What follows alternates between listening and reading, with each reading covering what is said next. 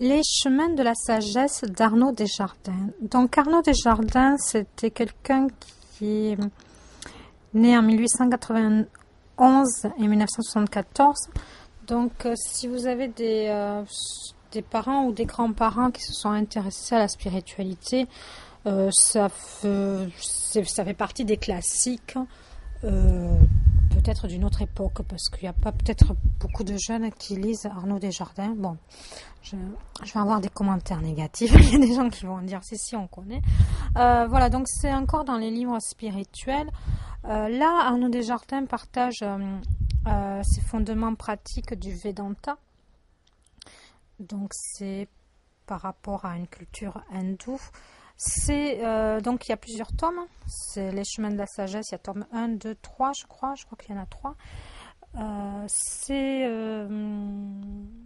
Alors c'est quelqu'un qui est mort en 1974 et ses écrits datent entre 68 et 72.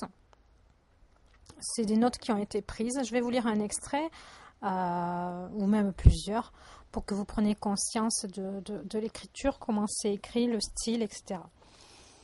Derrière l'ouvrage, on dit que ça fait un peu écho à Épictète, Héraclite, ou comme le christianisme des pères du désert. Écoutez, j'ai beau avoir fait philo, je ne me rappelle pas des idées d'Épictète et d'Héraclite.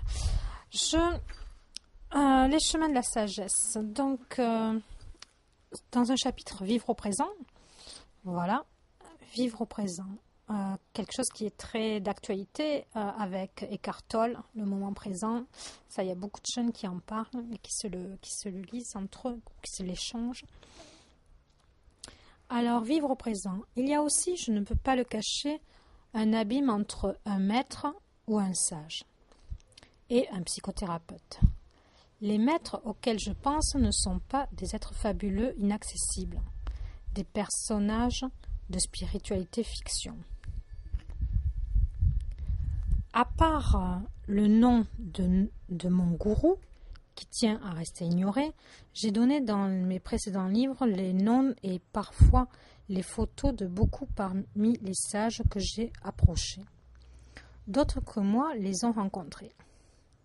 Je ne veux pas agrémenter les lieux où j'ai étudié, les maîtres qui m'ont enseigné d'un brouillard de merveilleux et de surnaturel.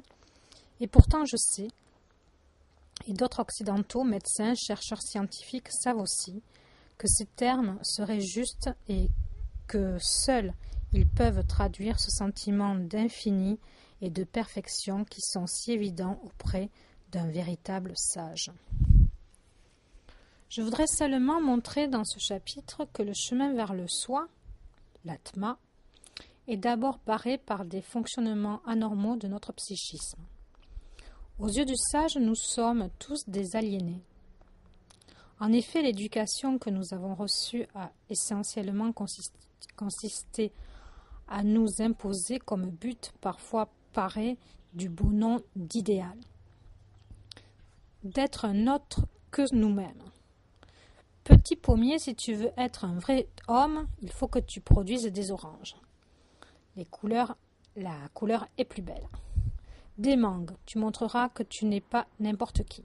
Ou des cerises, il y en a tellement plus par arbre à chaque printemps. Pas des pommes. Voilà, c'est pas mal comme...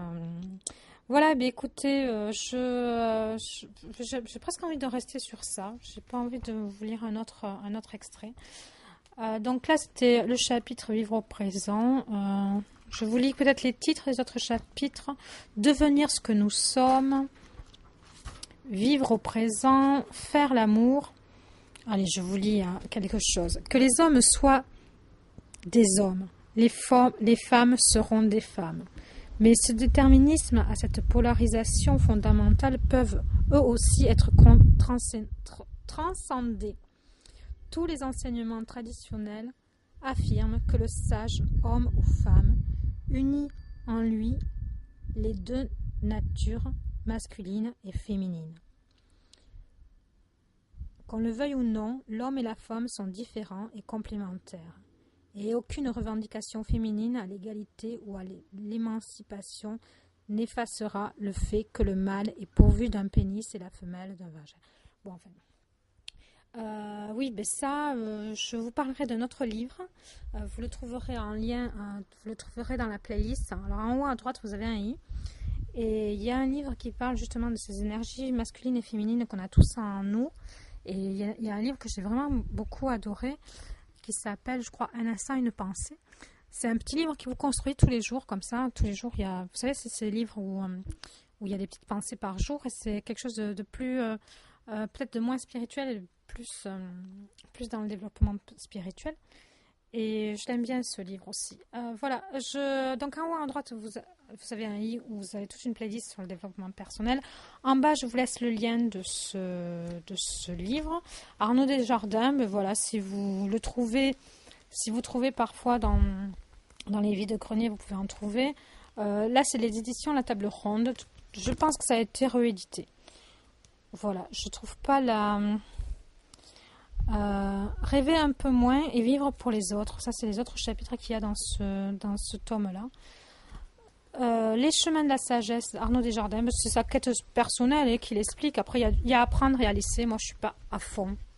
Je suis pas à fond Arnaud Desjardins, pour être franche avec vous. Merci de laisser un j'aime et à bientôt sur Quel livre lire. Au revoir.